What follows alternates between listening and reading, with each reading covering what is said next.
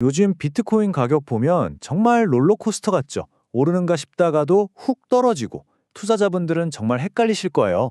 그래서 오늘 이 알 수 없는 움직임 뒤에 숨겨진 진짜 이유가 뭔지 그 핵심을 한번 제대로 파헤쳐 보겠습니다.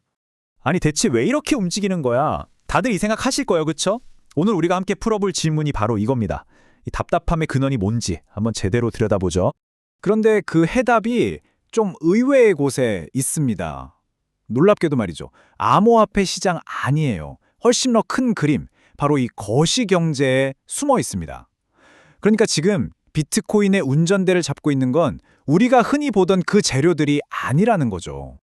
자, 좋습니다. 그럼 이제부터는 암호화폐 관련 뉴스에서 잠시 눈을 좀 돌려보죠. 지금 시장을 움직이를 진짜 보이지 않는 손, 그게 대체 뭔지 한번 살펴보겠습니다. 핵심은 바로 이겁니다. 지금 시장을 움직이는 게 새로운 코인이 나와서 수요가 폭발해서 이런 게 아니라는 거예요. 오히려 전 세계 경제 전체를 짓누르고 있는 이 거시경제의 긴축 충격, 이게 바로 진짜 원인이라는 겁니다. 네, 그렇다면 이 거시경제라는 거대한 손이 대체 어떻게 비트코인 가격을 쥐고 흔드는 걸까요? 그 복잡한 과정, 그 연쇄 반응을 제가 하나씩 단계별로 따라가 보겠습니다. 자, 이 거대한 도미노가 어떻게 쓰러지는지 한번 보세요. 시작은 저기 멀리 중동 같은 곳의 지정학적 리스크나 유가 불안 같은 거예요.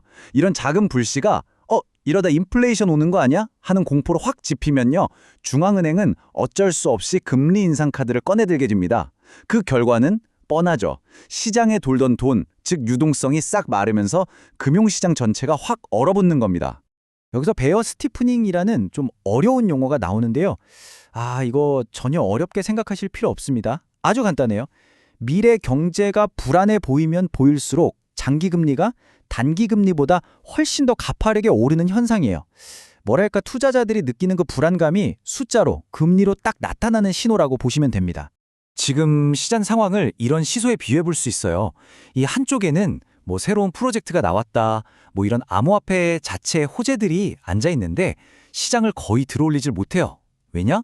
반대편에 앉아 있는 이 금리, 유가 같은 거시경제 요인들의 무게가 정말 어마어마하게 무겁기 때문입니다. 게임이 안 되는 거죠. 좋습니다. 그럼 이런 이론적인 얘기 말고요. 실제 비트코인 가격 차트에는 이 거시경제의 앞바지 어떻게 새겨져 있는지 그 흔적을 따라가면서 투자자들의 심리를 한번 읽어보겠습니다. 와, 지난 한 주는 정말 말 그대로 롤러코스터였죠. 7만 1천 달러 선에서 출발해서 저기 7만 6천 달러 고지를 향해서 힘껏 치고 올라가는가 싶더니 순식간에 그냥 7만 달러 선이 무너지면서 폭포수처럼 쏟아졌습니다. 결국에는 7만 500달러에서 정말 간신히 한 주를 마감했죠. 바로 이 가격 7만 6천 달러. 이게 상징적인 저항선이었던 겁니다. 사실 시장은 더 올라갈 힘이 있었을지도 몰라요. 하지만 거시경제라는 이 보이지 않는 거대한 벽에 딱 부딪혀서 좌절된 거죠. 상승하려는 의지가 이 엄청난 역풍을 이기지 못한 겁니다. 이런 가격 움직임이 우리에게 말해주는 투자자들의 심리, 이건 아주 명확합니다. 딱 한 단어예요. 바로 방어. 섣불리 가주화를 외치기보다는 일단 리스크부터 피하고 보자는 극도의 신중함이 지금 시장 전체를 지배하고 있다는 뜻입니다. 자, 그럼 지금까지의 분석을 바탕으로 한번 미래를 그려보죠. 이 거시경제라는 모델을 가지고 비트코인이 앞으로 나아갈 수 있는 세 가지 갈림길, 그 잠재적인 경로를 한번 살펴보겠습니다. 자, 앞으로 펼쳐질 시나리오는 크게 세 가지로 볼 수 있습니다. 첫 번째, 기본 시나리오인데요. 지금처럼 고금리가 계속된다. 그러면 가격은 아마 6만 9천에서 7만 2천 달러 이 박스권에 답답하게 갇혀서 횡보할 가능성이 가장 높습니다. 두 번째는 좀 안 좋은 하락 시나리오. 만약에 유가나 금리가 여기서 더 오른다. 그러면 6만 7천 달러 선까지도 밀릴 수 있습니다. 자, 마지막으로 우리가 모두 바라는 상승 시나리오.